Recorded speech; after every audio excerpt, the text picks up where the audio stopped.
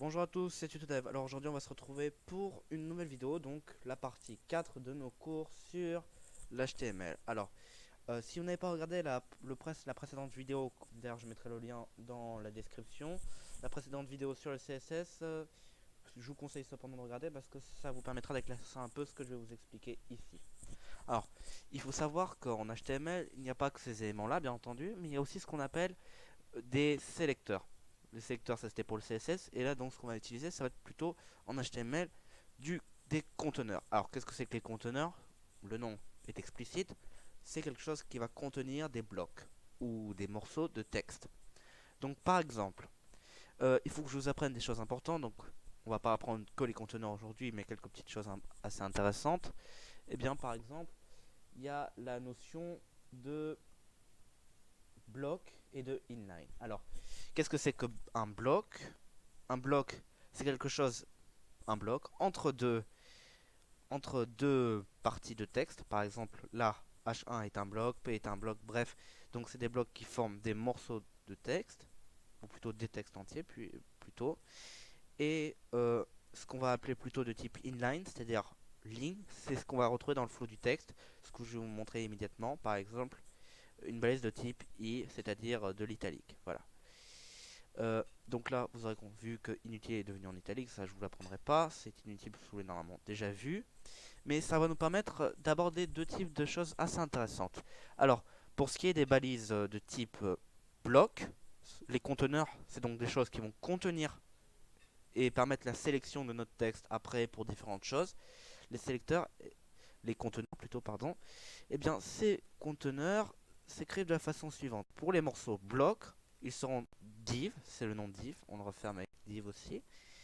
Sauf qu'on n'oublie pas bien entendu, là j'ai mon texte qui est en train de partir en petits morceaux. Sauf qu'on n'oublie pas bien entendu de fermer comme d'habitude, comme n'importe quelle balise HTML qui se respecte. Alors, ces éléments sont utilisés de façon...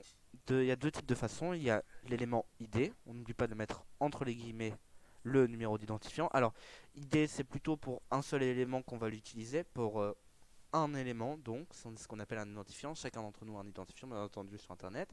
Et classe, c'est-à-dire un, un genre d'objet, un genre de chose en lui-même. Par exemple, là, j'ai fait en sorte que la classe rouge donne la couleur rouge à notre partie ici. Donc, par exemple, eh bien tout simplement, on constatera qu'ici, la valeur classe est rouge. D'ailleurs, si on va dans l'éditeur de style, vous verrez qu'ici, c'est-à-dire, on met attention, hein, parce que pour ce qui est des classes, pour les sélectionner, donc, bon, n'hésitez pas à regarder la vidéo d'avant sur le CSS, je vous mettrai bien entendu comme lien dans la description, je vous la mettrai, vous inquiétez pas. Donc on n'oublie pas de mettre le nom de la classe avec un point avant, c'est pour dire classe. Et donc si par exemple on veut le faire en plein milieu d'un texte, c'est-à-dire donc autour de ou dans des éléments de type inline, c'est-à-dire en ligne, on les appelle comme ça, inline et bloc. Bien entendu, on n'oublie pas bloc, c'est les éléments tels que P, H1, etc. Et tout ce qui va être inline, ce sera plutôt des morceaux à l'intérieur du texte. Donc là, par exemple, ce qu'on va faire, on va faire classe. Donc là, ça sera de couleur vert, si je ne me trompe pas.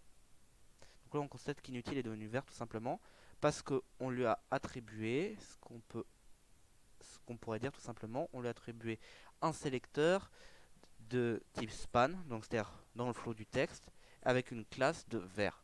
Par exemple, si je mets ID, ça donnera le même résultat si on le fait de cette manière-là suivante, c'est-à-dire qu'au lieu de mettre le nom avec un point pour le sélectionner, donc par exemple avec le CSS, on mettra à la place, vous allez voir tout de suite le changement, le, la classe hashtag, ou plutôt l'identifiant vert, et là, vous voyez tout de suite que notre texte est devenu vert. Voilà, j'espère que cette vidéo vous a plu, n'hésitez